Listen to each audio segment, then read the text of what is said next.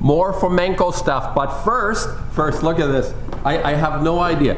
You know, greenies. I call them greenies. My cat loves them. I don't know what's in this, but the cat just absolutely loves this. The cat just loves this stuff. Look at it.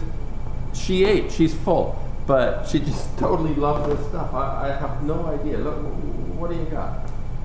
My cat loves these greenies. Anybody know? They're called greenies. They're called greenies. It's sort of like heroin for cats. There you go. I'm not going to give all of them because yeah. Anyway, more fomenko stuff. Fomenko. I've been getting a few little responses. I don't get too much on my channels. Nobody really listens to what I have to say, but I say it anyway.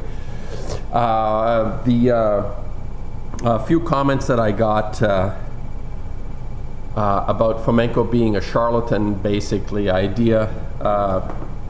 Well, you know what? There are many charlatans on the planet, but what's important is that you take something and whatever it is that it wakes up in you, I think is very important.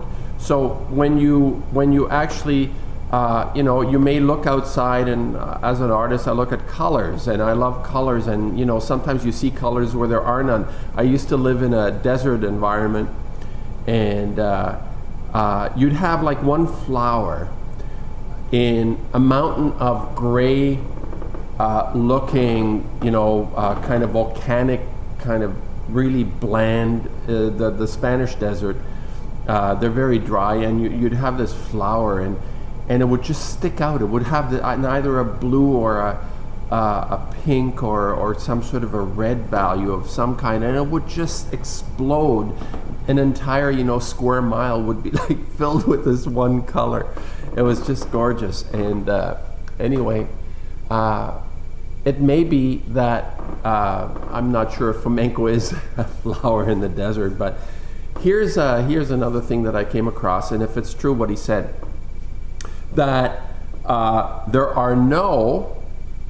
factually there are no existing documents, written documents on a piece of paper, something that is prior to the 9th century. So here we go. We look at history. Fomenko is looking at the history that we've been taught and believe, and obviously Egypt being 5,000-6,000 years ago or more. Egyptologists are actually quite split over the dynasties, when they existed, when it was. There's sort of a range. There could be a range of 2,000 years of difference between opinions. You know, these experts have opinions that vary in a time span of 2,000 years. So greenie. First a greenie. Here you go. Greenie? There.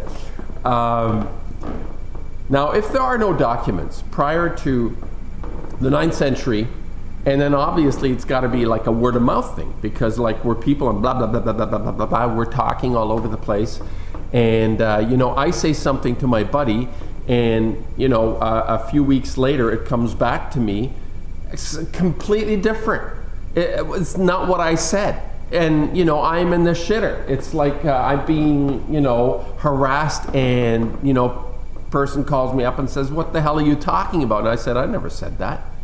Well, that's over a couple of weeks. Imagine over a few thousand years. So, you know, when fomenko says, let's say for example the Bible, or one of the commenters talked about, "Oh, have you read Thucydides?" No, I haven't read Thucydides, but apparently he wrote like 2,500 years ago. Well, you know, if there are no factual documents, like written pieces of paper with this guy's writing on it, how the hell do we know, you know, what it is this guy was writing, and how was it passed down?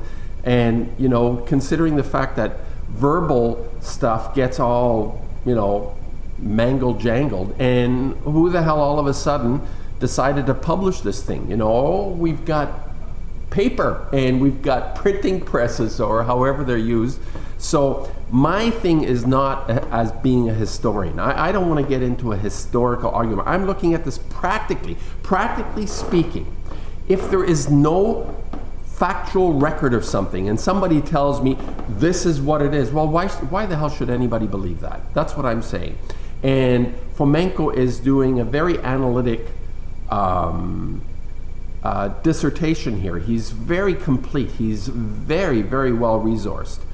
And his premise that if there's nothing factual that we have in front of us prior to the 9th century, then we're kind of flying by the seat of our pants.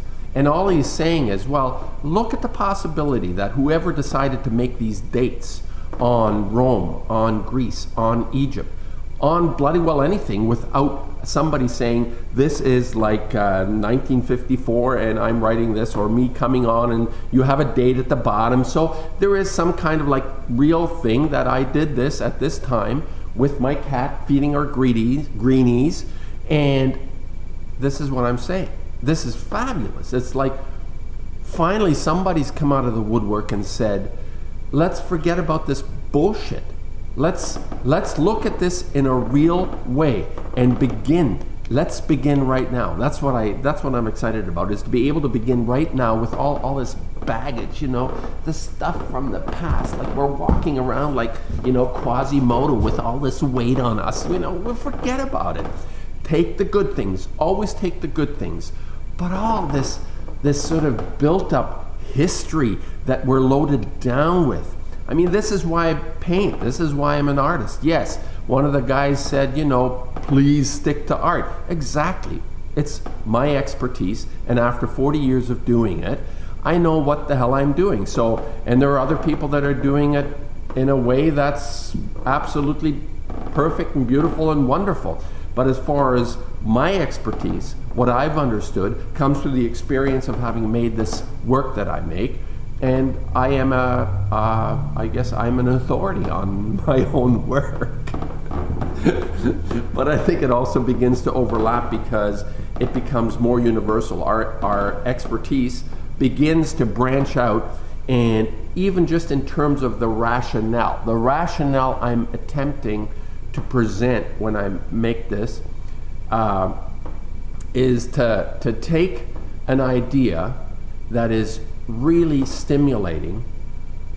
True or not true isn't that important to me. At any moment in time when I make a painting, whether something is true or false is not an issue. It's irrelevant. I don't really care. Is it stimulating? Does it stimulate me? And is the result a positive result? Do I want to blow up the world, or do I want to appreciate that person, that experience, you know, in a more full way? Those are two different things. Like I find this is very important. The antagonism is very counterproductive.